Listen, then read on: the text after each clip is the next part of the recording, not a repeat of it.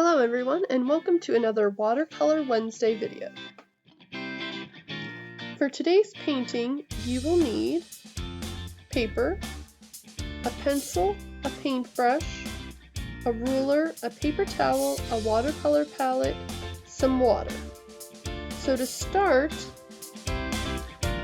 we're going to make circles. I'm using a can of compressed air to get a nice circular shape. You can trace something too. I think it makes it a lot easier.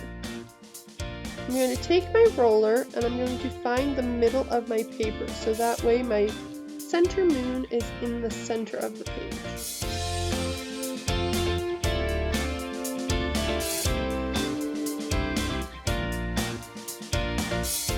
Once I make my mark, I'm going to go ahead and I'm going to grab the can that I'm tracing. I'm going to line it up with my little dash and try and get it as centered as possible. And then I'm just going to go ahead and I'm going to trace around it.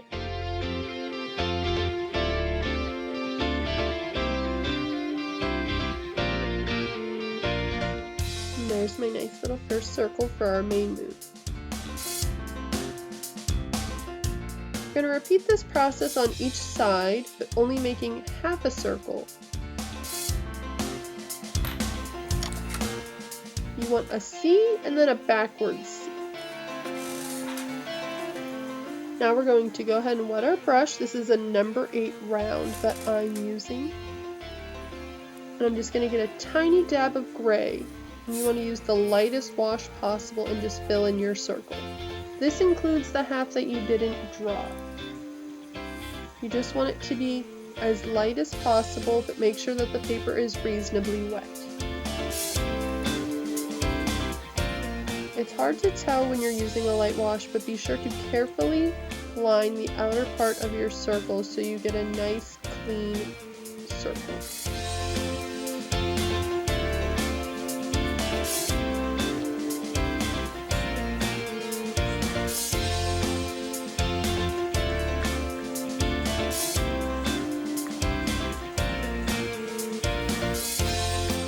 Once your circle is completely wet,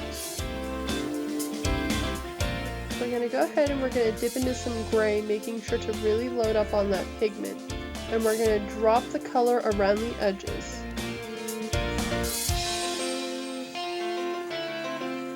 For this first circle, we only want the pigment to be on the left side.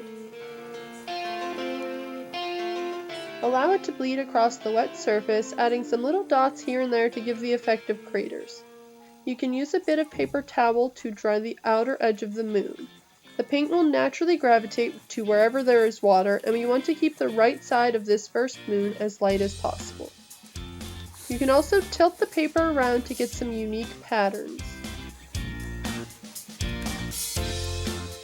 Once we've shaded in with some gray, we're going to move to some black to get some even darker shadows going and continue just dropping the color along the edges, as well as doing some little dots throughout the left side of the moon.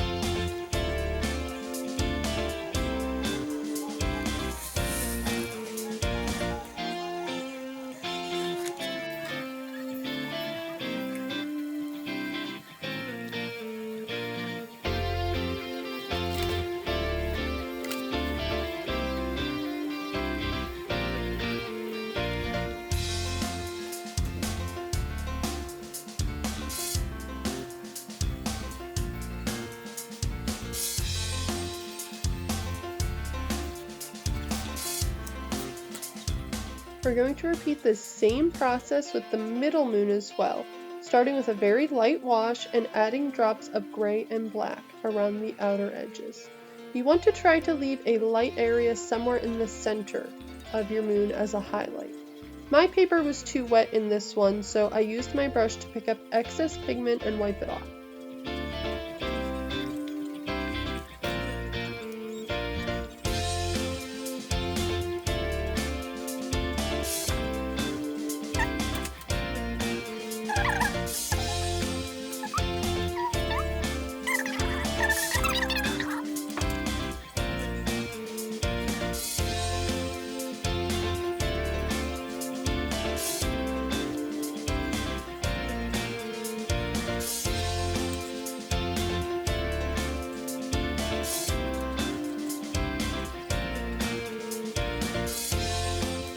our final moon, we again are going to go in with our light wash, completing our whole circle, making sure the surface is wet, and tracing it carefully. Only this time we're going to put our drops on the right side of our moon. Again, be sure to kind of take some paper towel and damp the inside part of the moon that we want to be really light, just so your paint doesn't drift over there and make everything too dark.